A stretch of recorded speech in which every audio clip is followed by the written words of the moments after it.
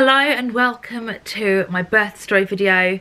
He's 6 weeks old today. I probably should have done it earlier, but finding the time when I've got makeup on, when he is, well, I wanted to do this while he was asleep, but he won't go to sleep. But yes, he's had to have a little bottle. I'm combi feeding, so I've just boobed him. My new verb, to boob.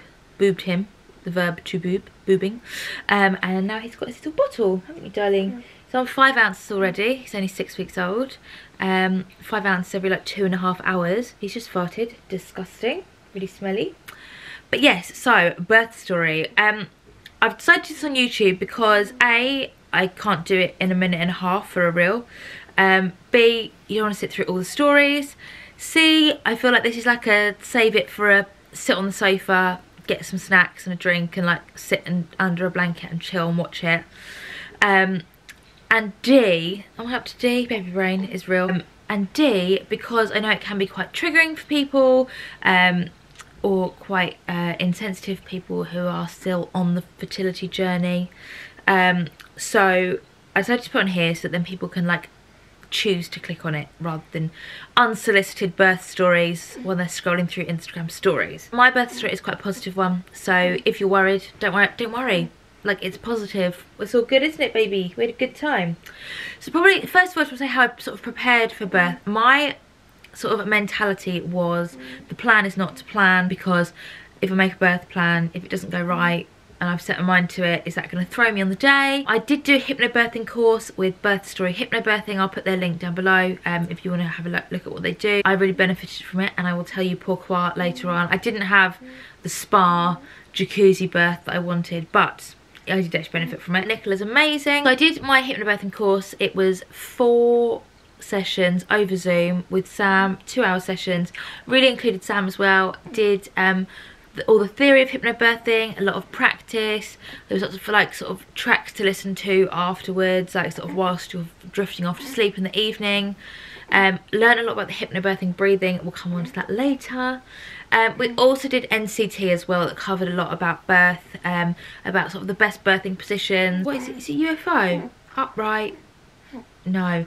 There's like a little anagram that they say about, it's like upright, active, and I can't think what it must be now. Anyway, moving around and upright, because if they have like a fake pelvis, like a skeleton pelvis and a doll they put through the pelvis, and basically if you're on your back, then your tailbone basically blocks, so it's harder to get the baby out. So it's all about the upright positions and stuff, and we practice all of that. My plan was just generally not to plan the birth story. So I was 39 weeks on the Sunday, because Sunday was my sort of changeover day, I called it. So 39 weeks on Sunday, Sam's family came down and we went to the beach, and I said, we'll walk up to the pirate park, it's just there. Anyway, it wasn't just there, it was a 6,000 step walk. That night it was Fury Pool, so we got all our family round to watch it, and they all left. I went to bed. 2 o'clock in the morning I woke up with like what can I describe as like a period pain, like in my low stomach, like a really intense period pain. And I was like, wow, what is that? Went back to sleep, was probably woken up 4 or 5 times more in the night with these pains. And in the morning I thought, did I imagine them? Did I dream them? Sam was like, no, you didn't dream them because you woke me up and told me about them. I was like, I mean, that could mean anything, but okay. So I didn't dream them. So on the Monday morning we had the carpet cleaners in. So we were like running around, and this is a bit, it's a positive birth story, but it's a bit gory. So sorry, TMI, whatever. We were trying to move everything off the floor. And Sam was like, can you like smell blood? And I was like, yeah, I can. And then I checked, I had like baggy pyjama shorts on, and basically I was bleeding. So we called triage and went down to the hospital to be monitored. I got a bit emotional in the car because I was a bit like, oh my god, this could be it. And I wasn't ready, because everyone was telling me, first baby, you'll be overdue, you'll be overdue. I was a bit like, I've got like another sort of 3 weeks before I'm gonna obviously be induced to have this baby. And then when I was a bit like, it could be today, I got a bit emotional in the car. Just like sort of overwhelmed, I think. Anyway, into triage, hooked up to the machines. Nothing was wrong. It wasn't new blood, so I didn't need an anti-D injection then, and they sent me on my way. However, at this point, I would say the contractions, or like the period pains that everyone was telling me was Braxton Hicks, will come in about 15-20 minutes, right? Anyway, so they went down and down and down until they were sort of every sort of 10 minutes from about Tuesday. I spoke to my midwife and she said this is like the latent phase of labour. It can last for up to 2 weeks. I was like, 2 weeks? Are you joking? I cannot do this for 2 weeks. Because I wasn't sleeping, because they were every 10 minutes. Every time I got off to sleep, it would wake me up again, trying to have naps on the sofa. I was just beside myself with tiredness. Actually, I would say that it's actually worse tiredness than him in like the newborn days. Because at least I got some sleep. In the newborn days, even if it was only like an hour at a time. I had reflexology on the Tuesday and I said to the Nikki who does my reflexology, my massages, like, do your worst, like, get this baby out of me please. And she was like, I'm not doing anything induction based until next week because you're not past the due date yet. I was like, thanks a lot Nikki, thanks for nothing. So I have reflexology, was having contractions throughout, but reflexology can be quite stingy. I was doing my hypnobirthing breathing anyway. Right, this is why I should have written a list. This is why I should have written a list.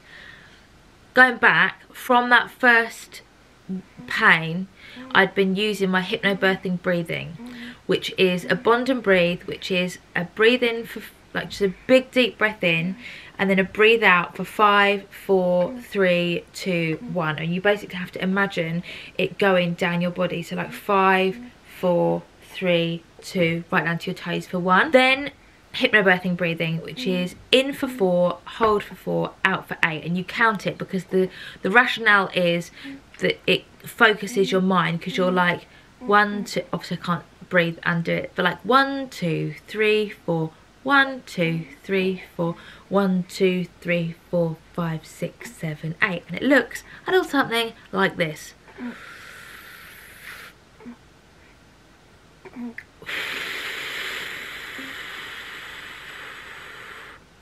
And I did that on every single Braxton Hicks that was actually a contraction from like the 2 AM on Monday morning. Okay, so going back to my reflexology, so obviously I was doing my hypnobirthing breathing because certain points of the reflexology were quite stingy. So then she was like, well, you weren't having that many contractions during that. And I was like, I just happened to be doing the hypnobirthing breathing anyway whilst it was the stingy bit. So that was Tuesday afternoon.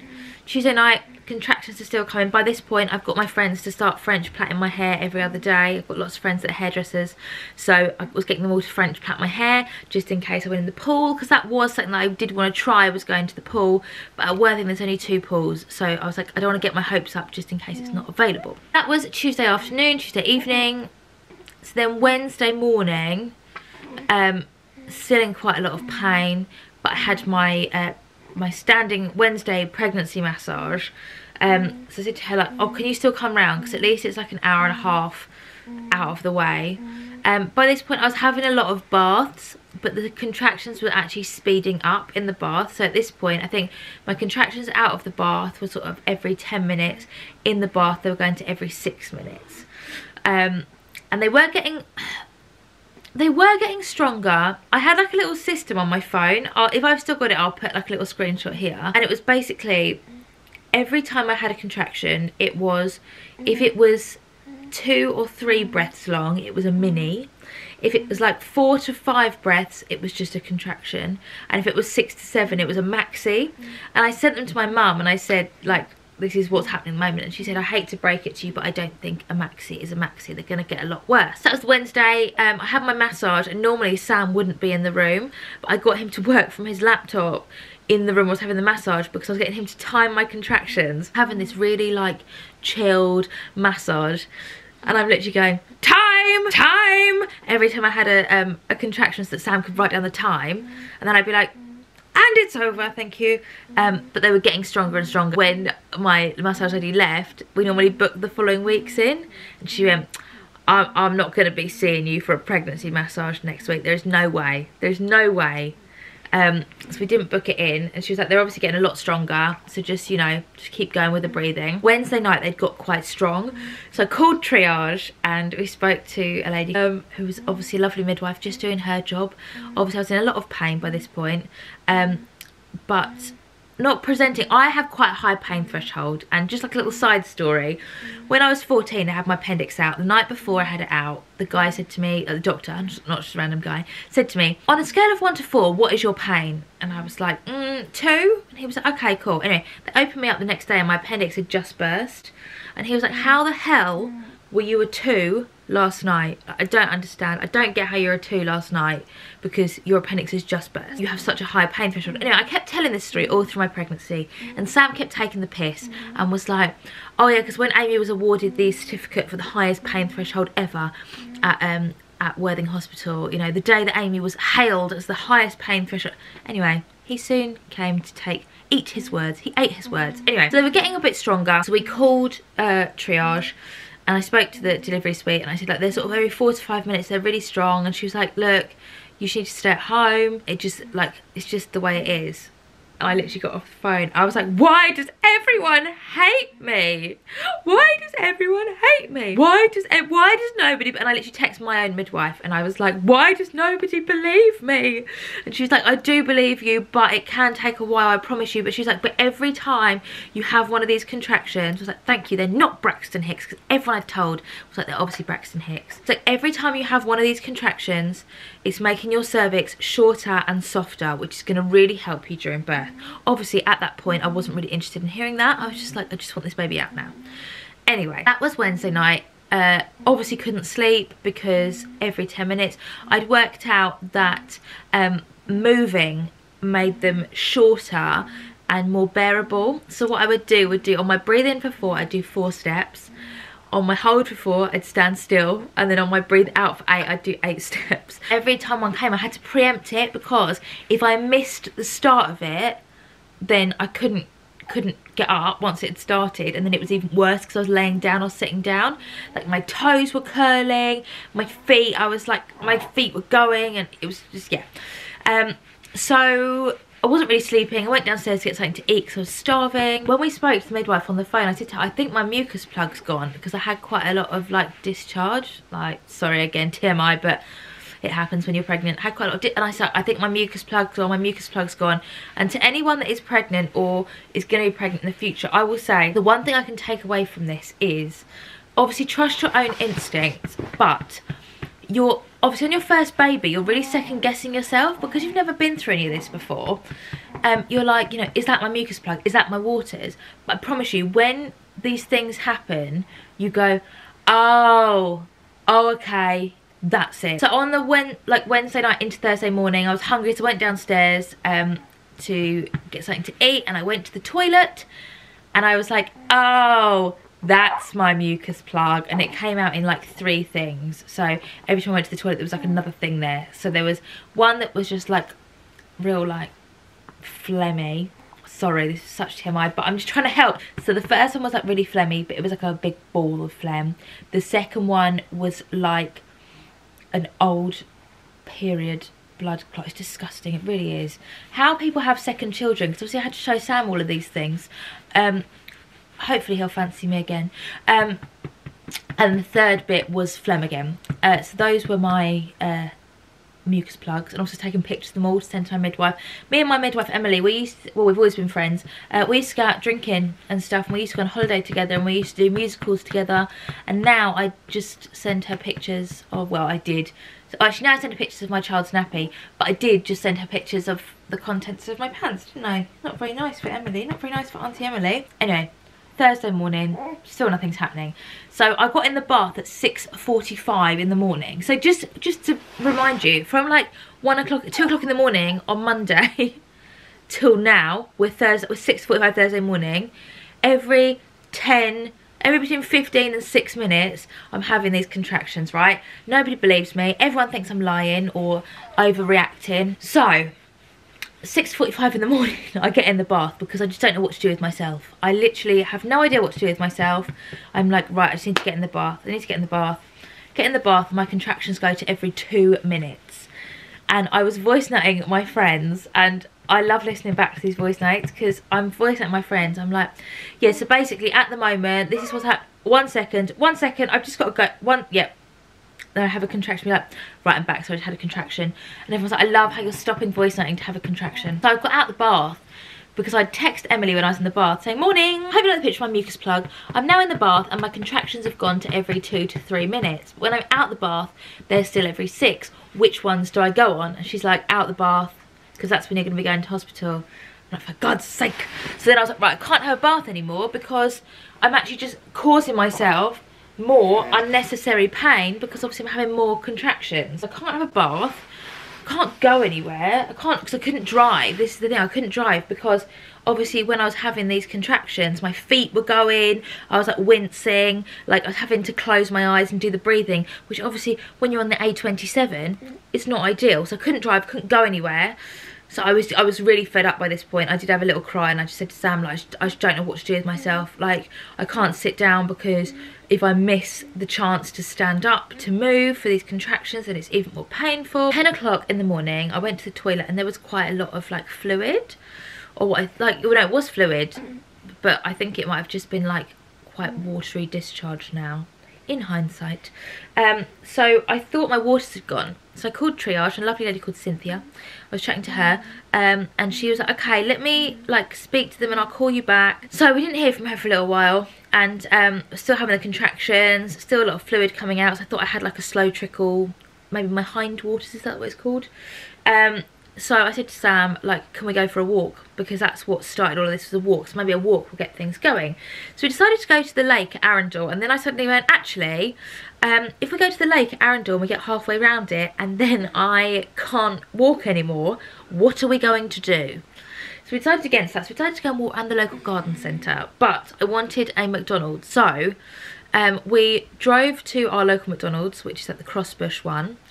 And the traffic leading up to like go towards Arundel was quite bad, and I was like, oh, that looks quite bad, you know, Thursday afternoon, random. But anyway, so we put into McDonald's and it's in a petrol station, so you drive like in through the petrol station up to the back is where McDonald's is. Anyway, we get in and we stop and we're in a queue, and it takes us about 45 minutes to get anywhere near McDonald's. When we get to McDonald's, there's cones out the front of McDonald's. Sam gets out and goes and speaks to the man and says, is McDonald's open? He's like, it's open inside, but not the drive-through. But there was nowhere, like, there's no way to get into the car park, so we couldn't go. And then triage called us and said, right, we're going to induce you at 10 o'clock tomorrow morning because your waters have broken, but we need you to come in this afternoon for your Group B strep test. Group B strep test, easy for you to say. You all done, baby? Put you in your bed, 1 second. I'll give you one last little wind and then I'll put you to bed. They said to me, would you like a Group B strep test? I said yes. Now, for those who don't know, Group B strep is quite a nasty thing. It has, sadly, a lot of babies. I don't want to talk about it too much because obviously it's not very nice, but there's a whole thing with booking a private Group B strep test, which is about between £40 and £50, and you do them about 37 weeks. However, a lot of people recommend to do it, obviously, for obvious reasons to do it. However, a lot of people also say, including a lot of healthcare professionals, you can test positive for Group B strep at 37 weeks, and then your body could have naturally cleared it by the time you give birth at like 40, 41, 42 weeks. Also, you can test negative for Group B strep at 37 weeks and then be positive when you give birth. Anyway, so most other Western countries test for it as standard, but not the UK, so we have to pay for it. Anyway, my trust, West Sussex Hospitals Trust maybe? I don't know. Anyway, Worthing, Chichester, and now Haywards Heath, Red Hill maybe, Haywards Heath. Maybe both, I don't know. They have started a new clinical trial where they test for it on admission because the results take 40 minutes to come back. So then if you need the antibiotics, you can have it. So they said to me, do you want a Group B strep test? I said yes. And they said, right, okay, come in at 4:30 and we'll give you a little examination to check your waters and we'll give you the Group B strep test. So at this point, we are sat in gridlocked traffic. My contractions are getting closer together. We think my waters have broken.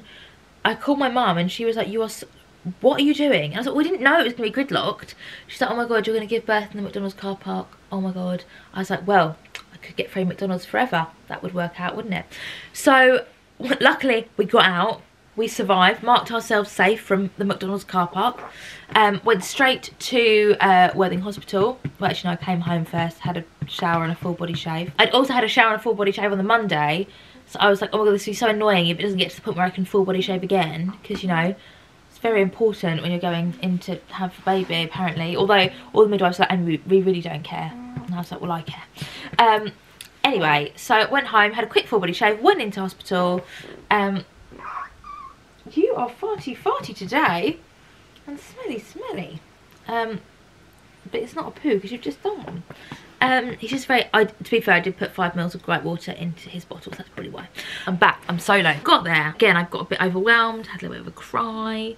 Very hormonal. I'm an ice queen normally. Very hormonal. They took me in. They're like, no, your waters haven't broken. So at this point, my name is on the whiteboard for the next day for delivery suite for an induction at 10 o'clock. So I was really embarrassed. I was like, I'm really sort of wasted your time. So they were like, hey, just wait and we'll do the group B strep test anyway because it lasts like a week or something. So they're like, we'll do it now anyway because you're here and then you haven't got to have it again when you come in eventually when you give birth. Anyway, in that time, the midwife said to me at the end, I'm going to tell delivery suite not to rub your name off the board because you look a lot more uncomfortable now than you did when you came in. She's like, but it's clearly not pain yet, it's just uncomfortable. So you're probably not that close, but I envisage that in the 24 hours of Friday, you'll probably come into hospital. I envisage that you'll come in like the 24 hours of Friday. So I won't get them to rub your name off the board, and if they need to, they need to. I was like, okay, cool. So we went home. So again, I'm really fed up. I'm on the ball, bouncing away, trying to, because at this point as well, I thought I still had a back-to-back baby.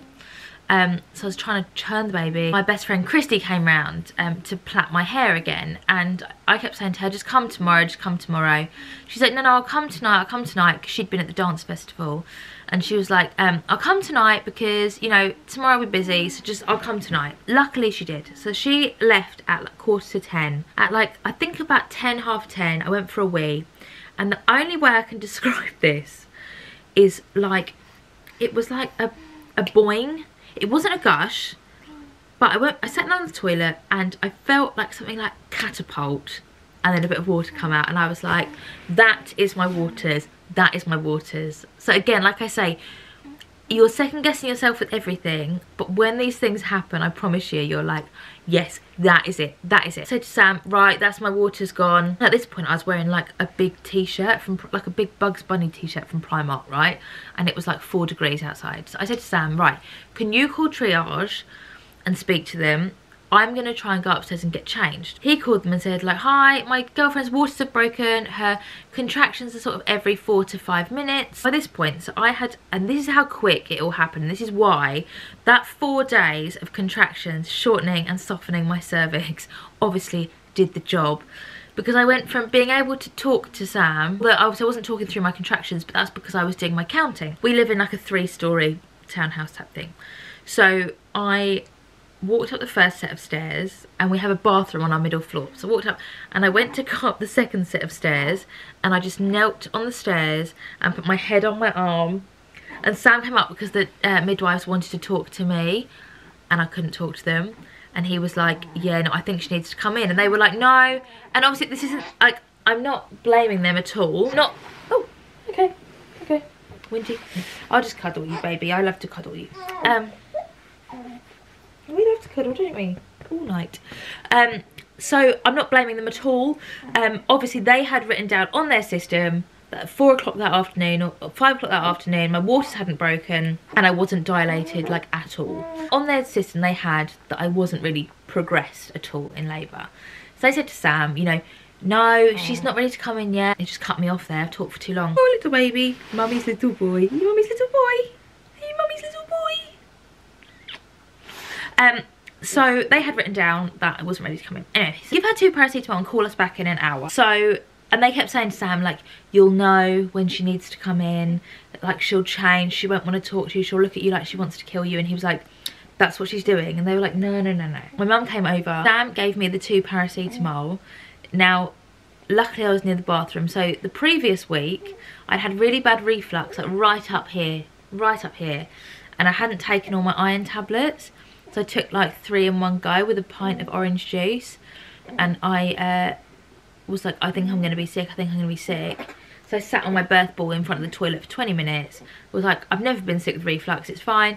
Came and sat back down on my bed, was like, no, I am going to be. Couldn't make it to the toilet in time, and projectile vomited all up the walls in our bedroom, all over the carpet, all over the TV unit, all over my storage box, like awful, terrible. And the worst bit was, obviously now I don't live at home, I had to clear it up. Like the sick fairy didn't exist anymore. For this reason, luckily, I was near the bathroom. I took the 2 paracetamols and I stuck them straight back up, like, and I managed to get to the toilet. So then I turned round to have a wee, and when I weed there was some blood in the wee. So Sam called them and said, like, there's blood in her wee or her water, can we come in now? And they're like, yeah, bring her in. Anyway, I obviously hadn't made it up the stairs to get changed, and I couldn't get up the stairs, and Sam was like, I think we need to go, like, soon. I went into hospital, 4 degrees, at like 11:30 at night, in a big t-shirt, flip-flops, and like a sheepskin style, like a teddy coat, or like Del Boy. So I like my hair in my French plaits, obviously. So we got there and they put us in a side room. Obviously they're really busy. The team at Worthing are absolutely amazing. I can't like thank them enough. But obviously because they were so busy, and obviously because on paper I was like, you know, very early on and stuff. So they put us in like a room, a delivery room, but there was like no chairs in there. It was a ward bed. There wasn't any like resus equipment in there yet, because they thought they were gonna have to send me home basically. He was like, hi Amy. I was like, I don't like hypnobirthing, it's not working. Please can I have an epidural and some gas and air? Because the reason I wanted an epidural, so probably I should have said this before, on the way to the hospital I said to my mum and Sam, I don't want to go in the pool, I just want an epidural and I just want to sleep from 5 centimetres to 10 centimetres, because 2 of my friends had just had epidurals and they had done that. I was like, I haven't slept, I don't have the energy to push this baby out. I was like, I need to sleep, I need an epidural. And I didn't really want an epidural, but I was like, if that's the only way I can sleep, like, that's what I want. So as soon as the midwife walked in, I was like, please get me an epidural and some gas and air. She was like, okay, look, I need to examine you before anything. Then, like later on, she said, I thought I'm gonna have to examine her. It's gonna be really embarrassing. She's gonna be like 2 or 3 centimetres and I'm gonna have to send her home, because of the way that I was like presenting, like sort of pain wise. In my head, obviously, I knew that I was in quite, like, I knew the pain was bad, but I wasn't presenting as in that much pain. So they were like, right, let's furnish the room first. So like, got some chairs in, got the resus in. They'd given me the gas and air by this point. So now the gas and air, they said to me, you can only use it on your actual contractions, because if you keep using it, it can make you a bit nauseous. I took that as they were going to take it away from me if I got nauseous, and it did make me quite nauseous, and I was being sick, but just like watery, sicky burps. So I was basically sicky burping with it in my mouth and then swallowing it so that nobody would know I'd been sick, because I was so petrified they were going to take it away from me. So I was like, and my mum was going, have you just been sick? And I was like, no, why are you saying that? Why are you saying that? Anyway, then you're not allowed it during the pushing, but I'll talk about that later. I was laying down on my side, using the gas and air, and she said, right, I need you to lay on your back to examine you. I was like, okay. She examined me, and I just saw her face change, and she was like, okay, so bad news, no epidural, because good news, you're 10 centimetres. And I don't really understand how you've done 10 centimetres at home on hypnobirthing breathing alone. So it turns out hypnobirthing wasn't rubbish, it was amazing. So now it was just that 1 minute that I was just very angry with the world, because I was just in a lot of pain. So yes, hypnobirthing breathing is the one. They were like, okay, right, we need to sort this out. So I had to go get the second midwife, like the coordinator, to do the paperwork. And I was on my side, I was using the bottom of the ward bed to push against in my contractions. I had about another hour of contractions, so just times wise, so waters broke between 10 and half 10, I'm not exactly sure on the exact time. I could probably look it up actually. No, I won't go back through my texts, because I text mum every day, so it will take me ages. About 11:30 we left home. We got into our room at about 11:45. I was done at about 1 o'clock, and then I started pushing at about 2:20. I didn't see the clocks. Obviously the main rule of hypnobirthing is no clocks, but I kept asking, like, how long have we been pushing for, like, what's the time now? So yeah, so those are the timings. So I was using the ward bed to push against for my contractions, and they said, right, Amy, we need to move you into an actual birthing bed. So they wheeled it in, and they're like, right, you need to stand up. I was like, I can't stand up, I can't stand up. And I was on my side, because obviously the only laying down position that's really good is on your side, because it, like, you know, like knees up, fetal position, like it sort of opens everything up. So I had my legs up against the bed. Anyway, they said, right, we've got this new bed, it's fine. So they put up, like, the birthing beds have loads of really good bits. So like they put up these like paddles for me to push against. So I was lying on my side, 1 foot on the paddle, 1 foot in the stirrup, and then I'd like move my foot up to push down and then push like on for each contraction. Now one thing that I will say is, or 2 things actually. So one thing is, I asked during my hypnobirthing session, like, is there like a certain number of contractions that like an average birth has, like, so I can like tick them off? I was like, is it like 40, 50? I don't know, there's not really a number. Anyway, I was having like 40 in like one day, in those 4 days. So yeah, so I don't know how many contractions I end up having. So there was that, and then also I thought that, oh, 3 things actually. So the second thing is, I didn't realise that your contractions got more intense, they went on. I thought the contraction was the contraction, they just got closer together, so there was less like respite in between, because that is a really weird thing, is you're in this like intense discomfort, and then it goes away, and then it comes back, and then it, but in between it's like nothing's happened. It's so strange. And then the third thing is, my baby brain has lost it. 6.5 hours later. But so I had, yeah, 1 foot on the paddle, 1 foot on the top bit, and then they said to me when I started like getting towards the point where I needed to push, okay, Amy, we need you to like open your legs a bit more so we can see. And I was like, I can't go onto my back, I can't go. And they're like, you can, you're propped up enough that it's fine, you're not going to block yourself. So then, yeah, it was time to push. Pushing isn't what I expected either. I did try birth humming. I tried it once. Yeah, no, it wasn't for me. I would say, like, obviously hypnobirthing, you've got to take the bits that work for you, and the bit that worked for me the most was the breathing. I tried the comb. I think my hands are too little for the comb, because I couldn't like get the, yeah, threw it across the room. Launched it. Didn't know, baby, I launched it. So yeah, so with the pushing, obviously if you don't know, on TV, obviously they're like, ah! It's not what happens. What you do is you take a massive huge breath in, like, and then you, until, like, out of your nose until you run out of breath, and then you take another one, and it's really weird. They can see your body contracting, because they were saying to me, Amy, you can get one more in, you can get one more in before the contraction goes. With the gas and air in the pushing, you can't use it like actually in the pushes, because you've got to hold that breath in. So they took it away from, they didn't like take it away from me, they just said, right, you don't use it during this. And then when it got to the last few pushes, they were like, okay, these are going to be quite stingy. An understatement, I would say. So they gave it back to me to use on the last few pushes. But I actually used my hypnobirthing breathing in between the contractions, just to focus my mind, because I couldn't use it during the pushing, but I used it in between to focus my mind. I pushed for about an hour. I did get to the point where I was a bit like, I don't know how much longer I can do this for, and I thought that the ventouse would be an easier option. Evidently it's not. Everyone's told me what they actually do, like episiotomy and stuff. I thought a ventouse would be easier, so I was like, can I have the ventouse please? And they were like, no, you can't, like it's not a choice thing. I was like, oh. They're like, it's only if you're tired or the baby's tired. Okay, so they were like, right, Amy, the baby's getting quite tired now, so like it's just, you need the baby's getting quite tired now, so you need to make these pushes count. I was like, tired. I heard the word tired. I'm like that. Ventouse? No, you cannot have the ventouse. Like, again, it's not a choice thing, it's only a necessity. They gave me the gas and air.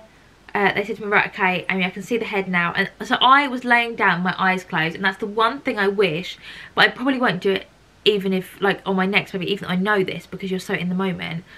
I laid on that bed with a huge belly out here, and after he was born, I suddenly didn't have this belly anymore, and I wish that I'd kept my eyes open and seen it going down, because I don't know what point it went down. Was it when he came out? Was it as he was coming out? Like, I wish I'd kept my eyes open. So I would say, if you can remember that, like, do it. Like, keep your eyes open and watch your belly. But anyway, Mum and Sam, because I had my mum there as well, and I would say again, another thing, if you get on with your mum well enough, or your best friend, or your sister, or your cousin, or your auntie, or any of the boys in your family as well, have a second birth partner. I think, yes, it's a special time for you and your partner, but it's like Sam was rubbing my back, but I needed water, so Mum was there to do it. And also, like, you know, my mum managed to get a really good video of him coming out. I won't post it because it's quite graphic, but my mum managed to get an amazing video. Like Martin Scorsese, like Steven Spielberg, move over. Mum managed to get the side of him coming out, and then managed to move around to be there in time for them to lift him up, to put him on my chest. Like 21 seconds of pure cinematic gold. Anyway, I keep digressing, sorry, it's all a bit all over the place, but it is, I should have made a list, but I think it's just the way I'm telling the story. Anyway, so Sam and Mum were like, oh my god, I can see the head and he's got loads of hair. Obviously I had really bad acid reflux for the whole of my pregnancy, and we now know why, don't we, baby? His hair gets really greasy because we all touch it so much. We have to wash his hair like every day or every other day. So mum and Sam were like, we can see the head, and they're like, right, okay, Amy, like, come on, we've got to make these pushes count now. And the midwife Louise said to me, right, you're going to do one push and it's going to come out, his head's going to come out, then you do another push and his body's going to come out, and then another push and his bum's going to come out. Like, okay, cool. I did this push and he like literally, I felt it, he like Supermaned out the whole of him in this one push, and I felt that I'd torn. I felt that I'd torn, and I said, I've torn, haven't I? I've torn. She said, I need to have a look. I was like, I felt it, I felt it. So anyway, Sam would, the plan was, he was going to be born, put him on my chest, towel over, Sam will lift the towel, tell me what the sex is. Anyway, they were like, Amy, open your eyes, look, look up. Well, actually, no, I lie, I digress. They said to me as he was coming out, look down. So I did look down and I saw him coming out. And obviously Mum got the video, and then they lifted him up and I went, it's a boy, because before the last push, midwife Louise said, right, final bets, what is it, because we didn't know the gender. So I said boy, Mum said boy, Sam said girl, and I went, it's a boy, and he cried straight away. So he was born, they lifted him out, put him on my chest. I didn't get the rush of love immediately, but I was okay with that because so many of my friends didn't either, and I can see how much they love their kids. And lots of them say, like, you've just been through like quite a feat, running a marathon, so you know it doesn't always come straight away. And I was fine with that because I knew that that was really normal. So I will say to anyone, like, if you give birth and you get that first rush of love, amazing. If you don't get it, I promise you, it took me about 2 hours before I was obsessed. 2 hours, short 2 hours, in the grand scheme of his life, isn't that long? I mean, I still liked you, I still loved you, but I just didn't have that, like, oh my god, bond, whereas within 2 hours I did. So please don't worry if it doesn't happen for you, because it will. And where I'd been pushing with my legs, obviously my legs were starting to cramp, so I dropped my legs, and they went, whoa! And it's because I just lost 1.1 litres of blood, but they were umming and ahhing whether to pull the cord, because although technically it was a hemorrhage, because it all came out in clots all in one go and wasn't a continuous bleed, they didn't know, they didn't pull the cord and they didn't need to. But obviously all that blood had just gone all over my legs back up. Obviously he was covered in blood, so my arms were covered in blood and my chest. So at this point I look like I've been in some sort of Texas Chainsaw Massacre. So then we were going to do golden hour, which is an hour of skin to skin. Now, an hour is quite a long time, especially if you're quite shell-shocked. So my mum took a picture of him on me, and she was, I'll put it here. She was like, smile properly. And I was like, I am. She's like, you're not. You just look really shell-shocked. It's probably because I was. So I'd obviously really badly torn. I had a 2nd degree tear upwards, right up to where you wee. So they were like, right. The midwives were like, we can't sew this up, we need to get a doctor. The doctor was like, you might have to go to theatre. Now, I'd asked if you get local anaesthetic because years ago someone said to me, childbirth is painful, yes, but I had stitches without any anaesthetic and I didn't care because I was filled with so much elation from having this baby on my chest that I didn't feel any pain. So when they said to me, we need to do stitches, I was like, I don't have the elation. Oh my god, I don't have the elation. They're not gonna. I was like, do I get anaesthetic for that? And they're like, yeah, you get local anaesthetic, don't worry. So no, the doctor comes in and is like, hi Amy, I'm the doctor. I need to have a look at your tear. I might be able to fix it here. If not, I have to take you into theatre. I was like, oh, if I go into theatre, do I get anaesthetic? And she was like, yeah. I was like, oh, brilliant. She's like, you get anaesthetic here though. I was like, no, they don't tell me only local in here. She's like, yeah, just local in theatre as well. You just had a baby, I'm not going to put you to sleep for like 4 hours. I was like, oh, I haven't slept for like 5 days now, so any sleep will do, any sleep will do. And I love general anaesthetic. I'm like, count me in, boys. So sadly, no general anaesthetic, but they fixed it in there. Because they were about to stitch me up and stuff, and they were like, you can have the gas and air back for it as well. So I said to Sam, do you want to take him? And he literally pooed on Sam straight away. So I'm so glad I gave him to Sam for that moment. Because he pooed all over Sam's chest, didn't you, darling? Last time I filmed this little bit because I had to refilm it, he laughed when he did that, so yeah, funny. So he sewed me up. Again, I use my hypnobirthing breathing to focus my mind. That breathing is just, and also when you go for a poo afterwards as well, it's great for, hypnobirthing breathing is great for going for a poo after you've given birth as well, so I cannot recommend it enough. They had to put a catheter in to make sure they didn't sew up my wee hole. And then because I'd lost all that blood, the doctors were like, I want to keep it in for 12 hours just to check that there's no blood in your wee. So the midwife who had changed over shifts had said to me, you'll be home by dinner time tonight, you'll be home. So then they came in and said, yeah, catheter in for 12 hours. She went, okay, maybe not dinner time, but you'll be home tonight. Then by the time my catheter came out, he wouldn't latch. So they're like, we're just going to keep you in tonight just to make sure we get the latch. Okay, cool. So we stayed in overnight to get the latch. So actually, that Friday was the longest day of my life. Obviously, we got to hospital at quarter to 12 o'clock being the Friday night. I saw every hour of that day, every hour. Bear in mind, I hadn't slept for 5 days. Embarrassingly, I woke up on the Saturday morning. I finally dozed off because he was obviously a bit restless. First night out in the real world. Been in my tummy for 9 months and now out in the real world. I woke up to one of the lovely catering ladies in my room saying to Stanley, there she is, look, she's awake now, she's awake now. He was screaming so loudly that she could hear him in the corridor, and he was next to my head, and I was so exhausted from 5 days of no sleep and then seeing all 24 hours of the Friday that I hadn't woken up, and that is now like a big fear of mine, that I won't wake up. But Sam's like, you do wake up though, you wake up when he cries, so it's fine. I'm like, yeah, okay. And also my midwife was quite reassuring with that as well. She was like, but you were exhausted, you were exhausted.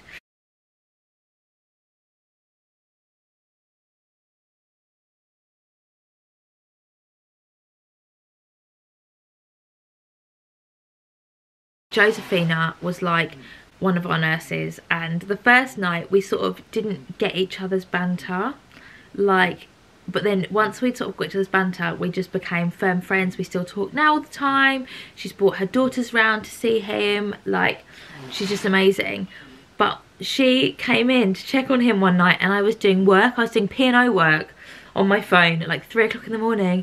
She was like, what are you doing? She was like, I'm coming in to check on him so that you can sleep, and you're working on your phone. Turn your phone off and go to sleep.